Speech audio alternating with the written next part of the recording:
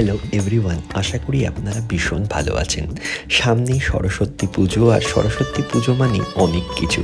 এই যে ছোটোবেলায় শিখতাম কোনো এক সময় গান, জানি না গানের গও পারি কিনা, বাট ওই যে একদিন দিতে হয় মায়ের কাছে সব কিছু, কারণ মা তো জানেন আমরা প্রতিনিয়ত দুষ্টুমি করছি এবং এইভাবেই একদিন মায়ের পায়ে আমরা দেব মায়ের জিনিস এবং মা তাতে টুকটুক করে আশীর্বাদ করবেন। তাই প্রত্যেক বছরই মায়ের পুজো করি, খুবই সামান্যভাবে আমি মায়ের পুজো করি, বাট এবার একটু অন্যরকমভাবে মায়ের পুজোটি আমি করেছিলাম। কারণ সারা দিন বা সারা সময়টা ব্যস্ততা থাকলেও কিন্তু মাকে তো পুজো করতেই হবে। আর তার আগে কুমোরটুলিতে গেছিলাম ঠাকুর চয়েস করতে, বাট এই ঠাকুরের মুখটা না এত মিষ্টি, যা সত্যি প্রেমে পড়ে যাওয়ার মতো। সাদাভাবে মাকে আনা হয়েছিল এবং জানি আজকাল মাকে অনেকে ব্ল্যাক কালারেরও আনে। আমি কোনো কিছুর কিন্তু অবশ্যই কিন্তু নেগেটিভভাবে দেখি না, কারণ আমি ভীষণ পজিটিভ একটা মানুষ। আমি পজিটিভটাকেই কিন্তু আমার জীবনের অংশ করি এবং নেগেটিভ জিনিস বা নেগেটিভ পার্সনদের আমি কিন্তু আমার জীবনের থেকে সরিয়ে দিই। যাই হোক, আর এটাই কিন্তু আমার মূল বক্তব্য। আর আমার মা অর্থাৎ সরস্বতী মাকে আমি সেদিন কিন্তু অবশ্যই মুক্তোর মালা পরিয়েছিলাম এবং মুক্তোর মালা যেন আমাকে অসাধারণ লাগছিল।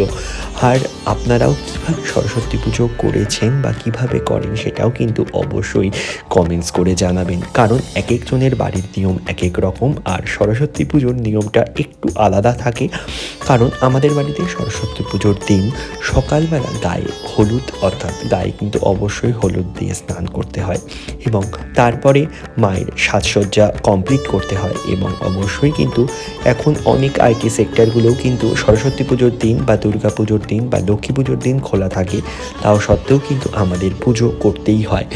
আর মাকে কিন্তু অপরূপ লাগছিল সেদিন, কারণ মায়ের লীলা বা অপরূপ রূপ কিন্তু ফেটে পড়ছিল এবং সেদিনও কিন্তু অন্ত ছিল না। আর মায়ের হাতে ছিল লাল গোলাপ, কারণ গোলাপ ভালোবাসার প্রতীক, গোলাপ অবশ্যই কিন্তু প্রেমের প্রতীক। আর মাকে সেদিন, কারণ বলুন না আমাদের কি মাকে দেওয়ার কিছু ক্ষমতা আছে? তাই খুবই সামান্যভাবে অল্পের মধ্যেই আয়োজন হয়, কারণ মাকে এগুলো সব কিছু সকালের মধ্যে অ্যারেঞ্জমেন্ট করতে হয়। আর আমার পক্ষে জানেন তো সকালে সব কিছু অ্যারেঞ্জমেন্ট করাটা একটু ডিফিকাল্ট হয়ে যায়, তাও করেছিলাম ছোটোভাবে, কারণ মাকে বছরের একটা দিনই আরাধনা করি, মন থেকে যেইটুকুন পারি সেইভাবেই আরাধনা করি। আর আমাদের কিন্তু সেদিনই দধিকর্মটা হয়ে গেছিলো, কারণ পরের দিন অফিস ছিল এবং সেদিনও গিয়েছিলাম একটু কাজে, এবং সেইভাবেই কিন্তু আমি কাজ সেরে সেইভাবেই টই টই করতে বেরিয়ে গেছি এবং একটু টুকটাক পুজোগুলো আমি গেছিলাম, কারণ আমার জানেন তো ঠাকুর দেখতে খুব ভালো লাগে। খালি ঠাকুরে নয়, আমার অনেক কিছু দেখতে ভালো লাগে, আপনাদের সাথে কথা বলতে ভালো লাগে এবং অবশ্যই কিন্তু আপনাদের মতামত, আপনাদের ভালোবাসা এবং আপনাদের কমেন্টসগুলো পড়তে ভীষণ ভীষণ ভালো লাগে। এবং এটা ছিল রাতেরটা এবং দিনেরটাও কিন্তু ছিল, অর্থাৎ অবশ্যই কিন্তু আমি ভীষণ মাটির সাথে বাসি বা মাটির কথা শুনতে ভালোবাসি, তাই একটা গীতা পাঠ হয়েছিল, আমি সেখানেও গেছি।